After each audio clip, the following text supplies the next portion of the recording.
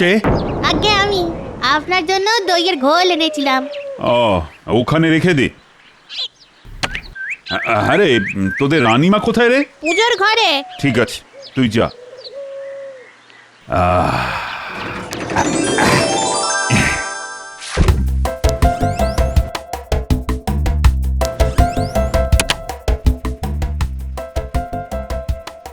এটা আমার বাবার আমলের। আহা, কি সুন্দরের কারুকাজ, দেখলে যেন চোখ জুড়িয়ে যায়। কদিন বাদে খাম্বাজ রাজ্যে ওই পুরনো জিনিসের প্রদর্শনীতে এটা নিয়ে যাব। সকলে দেখে খুব প্রশংসা করবে। মহারাজ, খাম্বাজ রাজ্য থেকে একজন দূত আপনার সঙ্গে দেখা করতে এসেছেন, বলছেন খুব জরুরি। হ্যাঁ, চলো তো দেখি।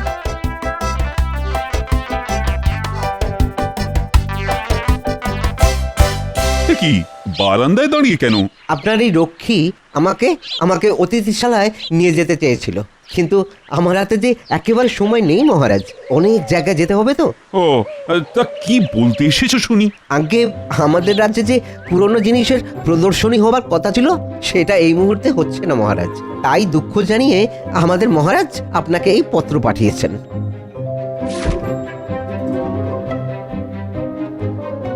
ঠিক আছে, ঠিক আছে, তুমি খাম্বাজ রাজকে গিয়ে বলো প্রদর্শনী হচ্ছে না বলে আমি কিচ্ছু মনে করিনি। আমি বলে দেব মহারাজ।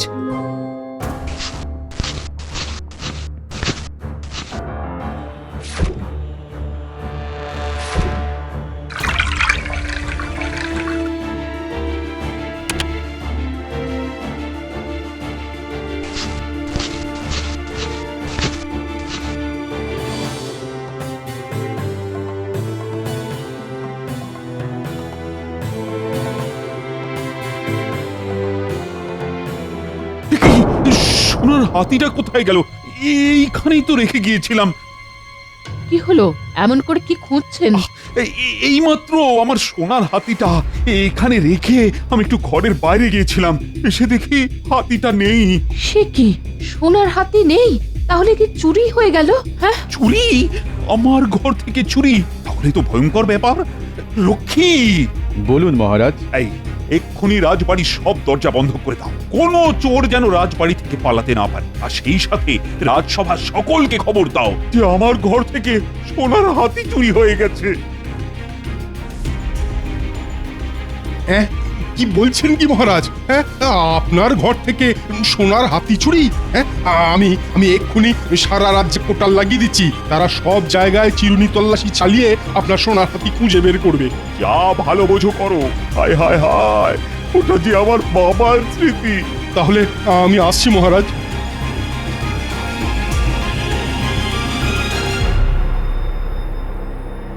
আগে মহারাজ, আমার গণনা বলছে এরপর কৃষ্ণনগর থেকে আরো কিছু মূল্যবান জিনিস চুরি যাবে। তাহলে তো একটা যজ্ঞের আয়োজন করতে হয়। আচ্ছা মহারাজ, সোনার হাতিটা এই টেবিলেই রেখেছিলেন? আচ্ছা, টেবিলে একটা গেলাসও রাখা আছে দেখছি। গেলাসের তলানিতে খানিকটা ঘোল পড়ে আছে। মহারাজ, ঘোলটা কখন খেয়েছিলেন? হ্যাঁ, দাসী ঘোল দিয়ে গিয়েছিল বটে, কিন্তু আমি তো না খেয়ে ঘরের বাইরে চলে গিয়েছিলাম। আপনি খাননি? তাহলে খেলো কে? বিজ্ঞানী, তোমার ঝোলায় কি আতশ কাচ আছে? মনে হয় আছে, দাঁড়াও দেখছি। আছে গোপাল, এই নাও।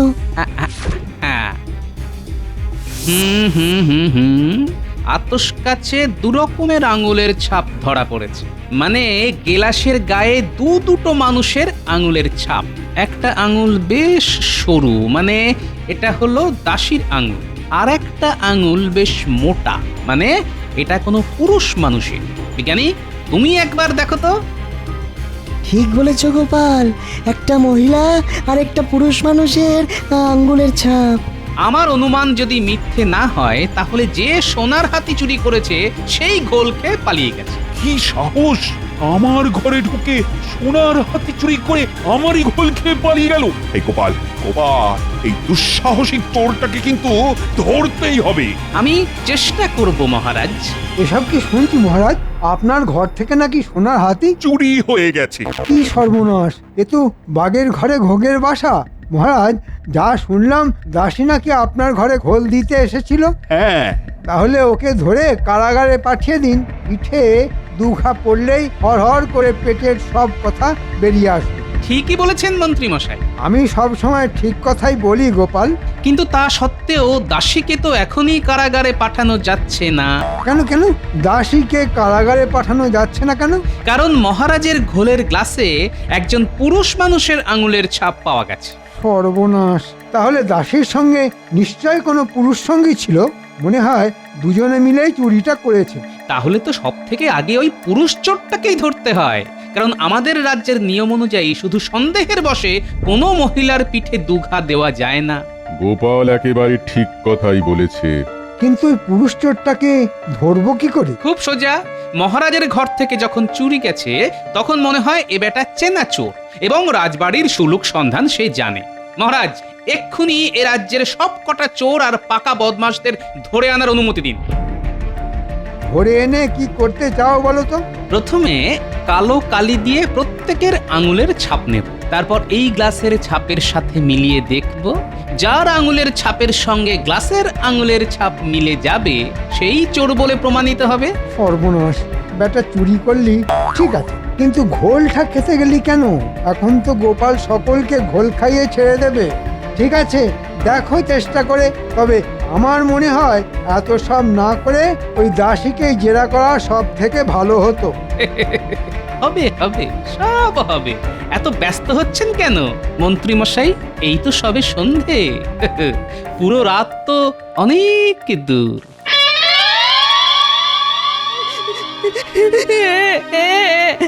আগে বিশ্বাস করুন নানিমা, এই আপনার পা ছুঁয়ে বলছি, আমি সোনার হাতি চুরি করিনি। চুরি না করলে কাঁদছিস কেন?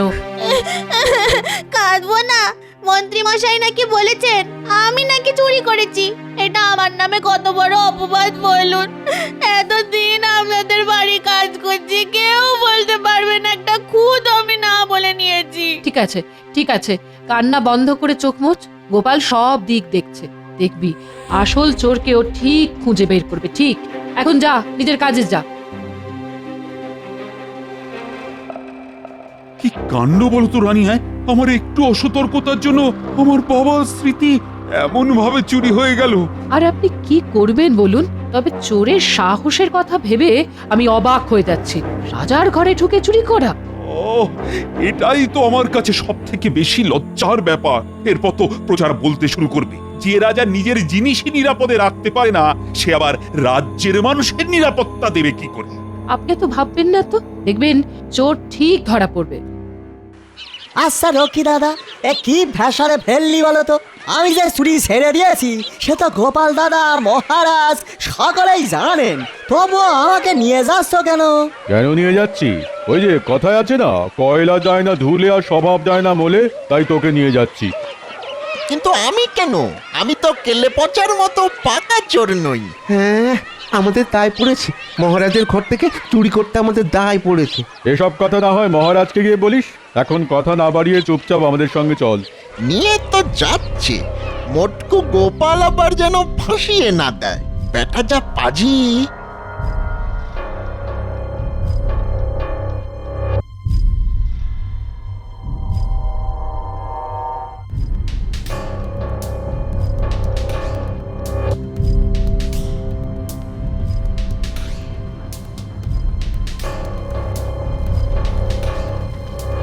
বুঝলে ভাই, তুমি হলে এই কৃষ্ণনগরের সব থেকে বড় শিল্পী, তাই আঙুলের ছাপ আঁকাটাও খুব নিখুঁত হওয়া চাই। কিন্তু কোনো চিন্তা করো না গোপাল দাদা, এত নিখুঁত করে আঁকছি যে আসল আর নকল বুঝতেই পারবে না। আচ্ছা, এই ছবি টবি আঁকাবার মানে কি? বুঝতে পারলেন না? হাওয়া লেগে খানিক বাদেই গ্লাসের ছাপ মিলিয়ে যাবে, কিন্তু কাগজের আঁকা তো আর মিলিয়ে যাবে না। উফ, ব্যাটা টেকোটা সারা টাক জুড়ে যেন পাকা গোয়েন্দার বুদ্ধি। ব্যাটা ব্যাটা কবে যে মরবে কে জানে। আমার কাজ হয়ে গেছে গোপাল দাদা, আমি তাহলে এবার যাই। হ্যাঁ হ্যাঁ, তুমি এখন আসতে পারো, আর চোর ধরা পড়লেই তোমার পারিশ্রমিক তুমি পেয়ে যাবে। ঠিক আছে গোপাল দাদা।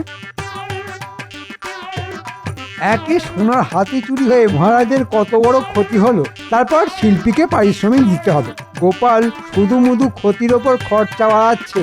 এর থেকে অনেক সোজা ছিল দাসীকে ডেকে দুঘা দেওয়া। তাই নাকি? কিন্তু ওই যে তোমার এই এক ব্যারাম, সব সময় ঘুরিয়ে নাক দেখা। ঘুরিয়ে নাক দেখা? এটা একেবারে ঠিক কথা বলেছেন মন্ত্রী মশাই। তবে ঘুরিয়ে নাক দেখলে কি হয় বলুন তো? নাকের আগে হাতের মধ্যে কান চলে আসে, আর কান টানলেই মাথা। তুমি কি বলতে চাইছো বলো তো? হ্যাঁ, আমি সামান্য মানুষ, তাই আমি আর কি বলবো বলুন? তাই সময় আর প্রমাণই শেষ কথা বলবে।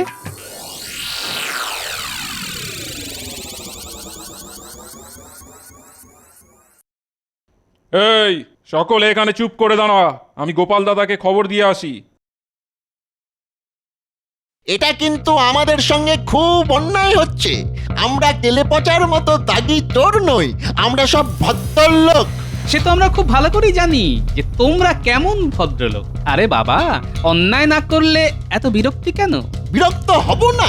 রক্ষীর দল রাস্তা দিয়ে আমাদের হাঁটিয়ে নিয়ে এসেছে। আহা, শুধু তো হাঁটিয়ে এনেছে, বেঁধে তো আর আনেনি।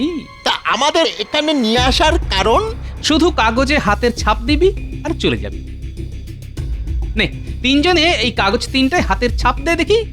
এই নে কেলো পচা তোর কাগজ, বটা ঘটা তোদের কাগজ। প্রত্যেক কাগজে তোদের নাম লেখা আছে।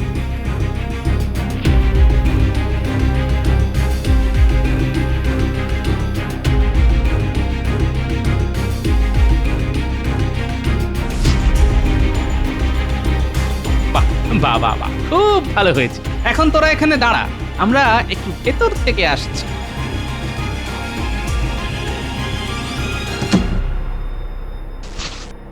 না, এটার সাথে কোনো মিল নেই। এবার পরেরটা দেখো। না, এটাও না। তাহলে শেষেরটা দেখো এবার। এ কি? কি হলো বিজ্ঞানী? এটার সাথে হুবহু মিলে যাচ্ছে। তাহলে তাহলে ওই পাজিটাই চুরি করেছে। হ্যাঁ, আমি আগেই এটা সন্দেহ করেছিলাম। তাহলে আর দেরি করছো কেন? এক্ষুনি রক্ষীদের দিয়ে বদমাসটাকে কারাগারে পুরে দাও। দাঁড়াও দাঁড়াও বিজ্ঞানী, ওটা তো চুনোপুটি। আমি ওর অন্তরালের বটগাছটাকে ধরতে চাই, তাই এখন ওকে ছেড়ে দেব। মানে? মানে মানে আছে বই কি বিজ্ঞানী, এই তো খেলা শুরু। চলো এখন বাইরে যাই।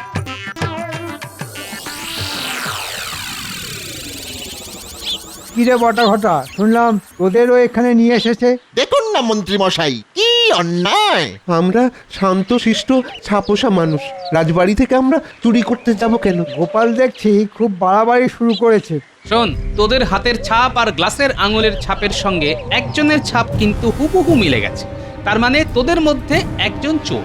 এখন তোরা কি নিজে মুখে স্বীকার করবি নাকি আমাকেই বলতে হবে? বিশ্বাস করো, আমি চুরি করিনি গো। আমি কিছু জানি না। শুধু শুধু আমাকে হয়রান করছো। বটে, তা তোরা যখন স্বীকার করলেই না, তখন আমাকেই বলতে হচ্ছে যে তোদের মধ্যে চোর হচ্ছে এই কেলে পচা। আর ভগবান, কতদিন আগে চুরি ছেড়ে দিয়েছি, তবু আমার নামে এই বদনাম। হ্যাঁ, রক্ষী, একে কারাগারে নিয়ে যাও, কাল রাজসভায় এর বিচার হবে। যা বটা ঘটা, তোরা বাড়ি যা। আমি আগেই জানতাম গোপাল যত চেষ্টাই করুক না কেন, কোনোভাবেই তোদের ফাঁসাতে পারবে না।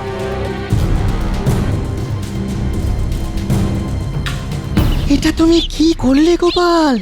কাগজটায় তো বটার নাম লেখা ছিল, তা সত্ত্বেও তুমি কেলে পচার ঘাড়ে চুরির দায় চাপিয়ে দিলে। বিজ্ঞানী, আমি একটু আগেই বলেছি না, বটা তো চুনোপুটি। আমি ওর অন্তরালের বটগাছটাকে ধরতে চাই, তাই এখন ওকে ছেড়ে দিলাম। তবে চিন্তা করো না, আজ রাতের মধ্যেই বটা আর ওর বটগাছ দুটোকেই ধরে কারাগারে পুরে দেব। কাল হবে ওদের বিচার। শুধু নির্দোষ কেলে পচাকে একদিন কারাগারে কাটাতে হবে। এটাই যা দুঃখের।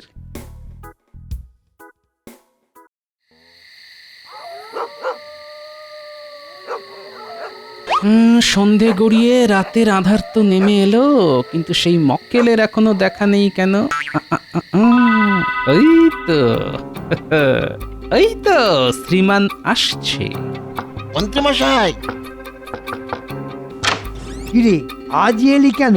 আগে আগে ওই সোনার হাতি চুরির পারিশ্রমিকটা ওহ, কাজ হতে না হতেই হাত পাততে চলে এলি, হ্যাঁ? কি করব বলুন, গরিব মানুষ, হাত যে একেবারে ফাঁকা। শোন, স্যাকরার কাছ থেকে এখনো সব টাকা পাইনি, আজ যাব, আর বাকি টাকা পেলে তোদেরটা মিটিয়ে দেব।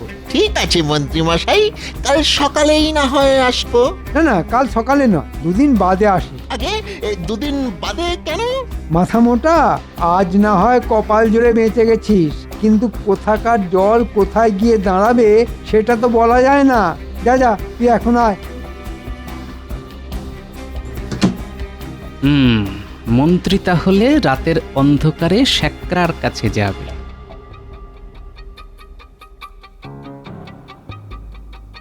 যাই, আমিও মহারাজের কাছে গিয়ে কজন রক্ষী নিয়ে শ্যাকরার দোকানে যাই।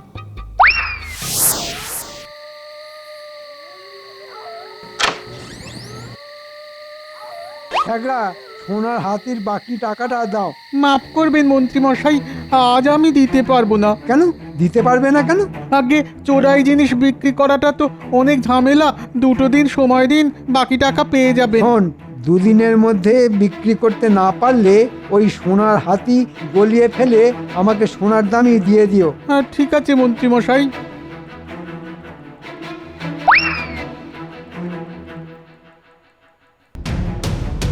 মন্ত্রী মশাই, আপনাকে গ্রেপ্তার করা হলো। কোন অপরাধে?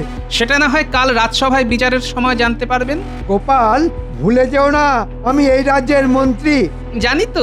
জানি তো আপনি মন্ত্রী, তাই কারাগারে আপনার জন্য একটু বিশেষ ব্যবস্থা আছে।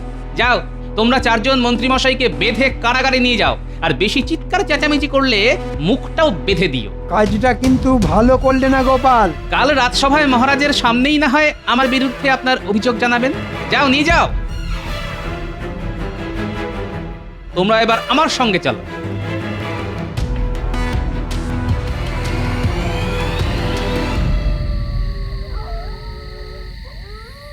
অনেক রাত হলো, দোকান বন্ধ করে এবারে বাড়ি যাই। তার আগে চলো শ্রীঘরে। মানে? সোনার হাতি চুরি করার দায়ে তোমায় গ্রেফতার করা হলো। বিশ্বাস করো গোপাল, বিশ্বাস করো, সোনার হাতি আমি চুরি করিনি।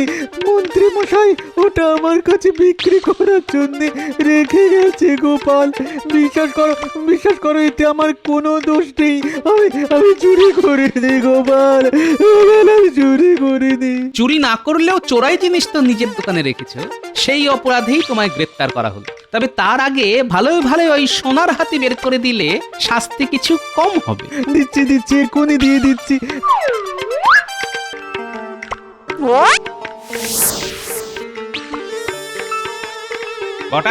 বটা বাড়ি আছিস নাকি? কি তুমি? তোকে নিতে এলাম। কোথায়? যেখানে তোর গুরু মন্ত্রী মশাই গেছে সেইখানে। মন্ত্রী মশাই কোথায় গেছে? কারাগারে।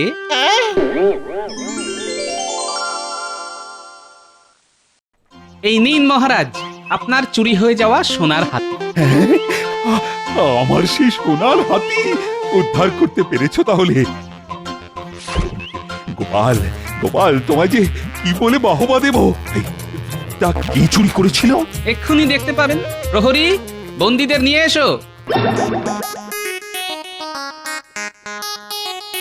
কি তাহলে কি এরা সকলে মিলে চুরি করেছিল?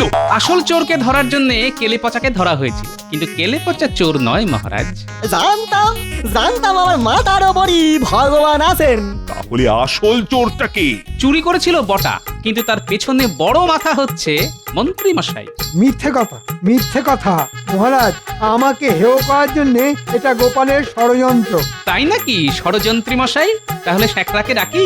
প্রহরী, শ্যাকরাকে নিয়ে এসো তো।